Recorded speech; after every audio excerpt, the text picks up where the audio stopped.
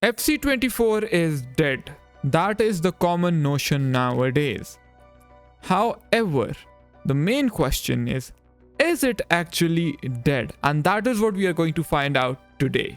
Let me take you 6 years back. This is since when people have been saying FIFA is dead, FIFA is dying, and the same nostalgia merchants after few years claim, oh wow, what a game it was. Be it FIFA 18, be it FIFA 19, this has been going on since an eternity. FIFA 20 dead before 2020. The GOAT McGill. I played FIFA 15 cause FIFA 20 is dead. Hilarious. Goodbye FIFA 20, you won't be missed. Now you might be wondering, why is King Sunny showing us all this? Because it is important. A lot of newcomers come to this game every year, and I want you to know that this common notion has been going on since a long time. I've even seen people call FIFA 15 horrible, which I believe it was a horrible game, and after a few years praising it. The problem with this community is it is full of nostalgia merchants who talk shit about the game when it is going on, and after a few years they say, oh wow, it was such a good game. And I'm pretty sure you can rewatch this video after a few years. There will be many people saying, wow, FC24 was a great game. The thing is, people have been saying this game is dead since FIFA 18, and yet every year EA makes a profit from FIFA Ultimate Team, now Ultimate Team. Tell me, how is it possible that a product is dead and yet it breaks the revenue records every year? FIFA 23 with record sales figure, most successful FIFA of all time. Another game that was dubbed dead. New record numbers set thanks to FIFA points. FIFA points being the key word here.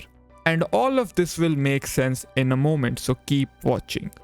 This is the Ultimate Team revenue from 2018 to 2021. Only Ultimate Team revenue. And see the graph, it goes only one way, and that is up. There were 14.5 million active users in the first month of FC24. Imagine 14.5 million. Now, EA decides to put a shit park in objectives, and there are 300,000 people watching their FC Pro livestream for a shitty park, right? Imagine, for some 300 XP, people are watching a live event. There are 300,000 people every Monday tuned into their live stream, and only maybe 30,000 of them actually watch the esport event. The rest of them are there sitting, waiting for that 300 XP and some shitty packs. Now, before you say, King Sunny, the game is dead because the gameplay is trash. But there is something else that we have to address before, and that is the point of revenue. EA as a business only has one goal, and we cannot blame them. That is to make more money from this game. As long as this game is highly profitable for them, why would they change a thing? Does it matter that specific content creators make rage videos every day? No, it does not matter, because at the end of the day, everyone is doing business. EA is doing business, we, the content creators, are doing business, right? As long as this game is profitable, they will not change a thing. So those rage videos are completely pointless, but everyone should express their opinion. However, my problem is this opinion is being expressed since 6 years and things only regress, right? And those same people are the ones who say non-tent when there isn't a gambling SBC released. The keyword being gambling SBC. Seriously, I saw so many posts on Twitter today, wow, non-tent and shit like that. When there isn't an icon SBC which people are expecting, like, people don't even log on to this game. When there is an icon SBC, we see popular streamers who open share plays have 10,000, 20,000 concurrent viewers, because everyone is rushing to do those gambling SBCs. My point being, this game, its essence wasn't the menu content, which has been improved, right? But is it a good thing? No, in my opinion, it's not a good thing. Too much of something can be bad, and we know this. excess in anything is bad. That is true in most cases, and it is the same for content as well. Too much content has ruined the market. Too much content has put people in this grind mindset where people want to grind for the sake of completing an SBC, and that shit is not enjoyable, like I experienced while completing Mbappe SBC. The sad reality is most of the people who play this game are now addicted to gambling SBCs. They are addicted to opening packs in the store.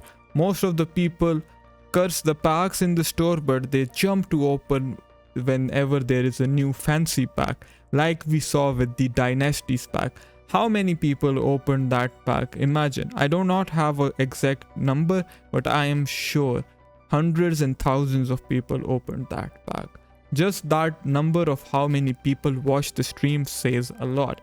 It brings everything back to the initial question: is the game dead? So there are two ways of looking at it. The first one being EA is making a profit every year. They are not going in a loss. So the game technically isn't dead. You just cannot say a product that is profitable is dead. Now you might argue that it is dead for the consumer, not for the developer. Guys, the consumer is the one who is making the developers rich. The content creators alone who put a lot of FIFA points make up for maybe 0 point something of the whole percentage of players, right? You cannot say a few content creators are making this game profitable. That is totally illogical. But the second way of looking at it is the correct one. I believe EA Sports killed the game the moment they decided to kill the main mode of Ultimate Team. That is for champions. And every year it has been regressing for the passionate player. This game is dead for the passionate player. There are many people who buy the game, or I must say there are most of people who buy the game and just, play it for a few months or a month. They don't grind and they stop playing it. That is the kind of consumer EA Sports like, who puts some money, plays for a while and leaves. Why do you think that people who play this game a lot are usually the ones with the worst kind of pack luck? I mean, it has not been factually proven, but there has been way too much evidence of this being true, right? Where people who have less number of games usually pack good stuff.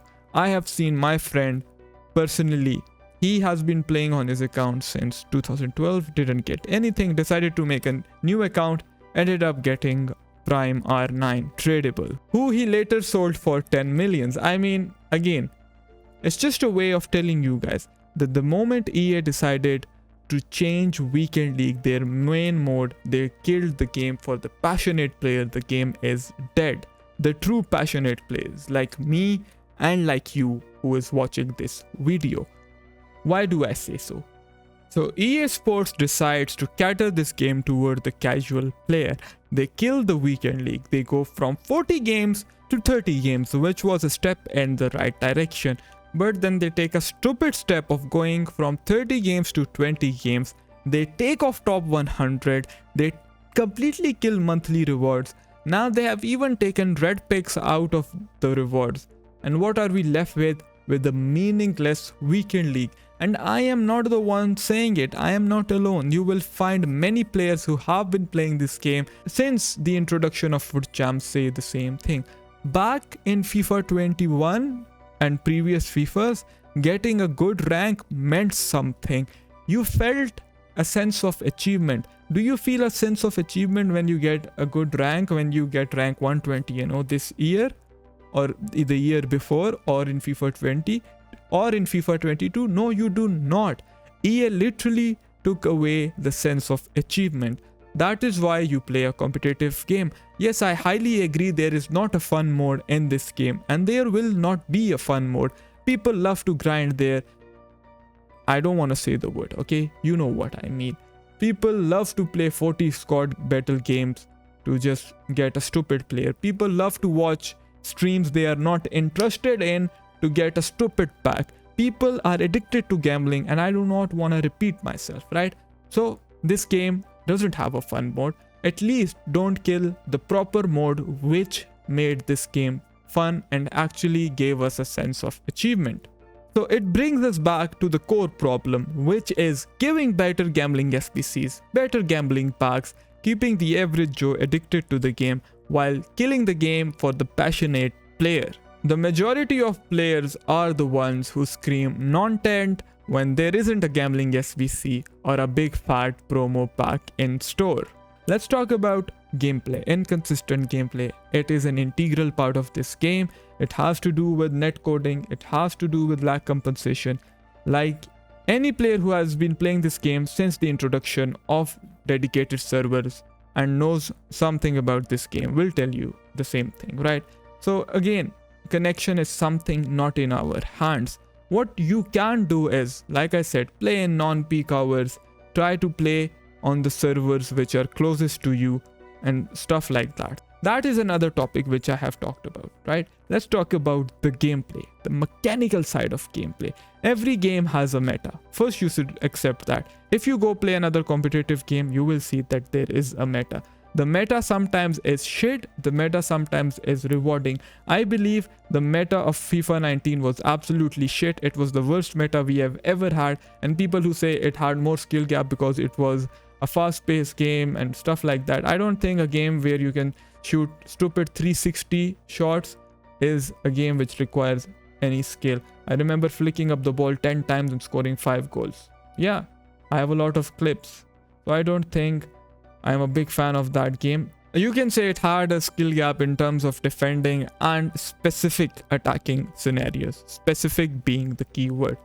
But that is not the point. The point is people are nostalgia merchants who do not appreciate the game while it is present.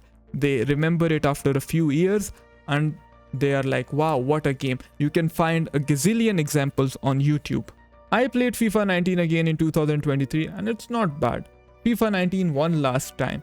I played FIFA 19 in 2022 and it wasn't bad. I played FIFA 20 again in 2023 and it was alright. Now I am not calling out anyone. I am telling you that we as a community are nostalgia merchants. We ruin the experience for other players. This is my problem.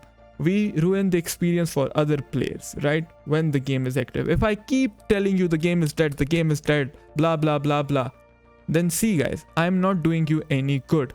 Like the great Geralt of Rivia says, if I had to choose between lesser evil or greater evil, I wouldn't choose at all. Why am I saying this? Because if you are going to constantly bash a game and then also advertise coins and ask people if you want to buy coins, use our code, then that simply means you are encouraging people to spend money on a game which you do not approve of, right? And again, if you say it's better than buying FIFA points, this is what I say. If you had to choose between lesser evil or greater evil, it's better you don't choose at all. FC24 is not dead. It depends on your perspective.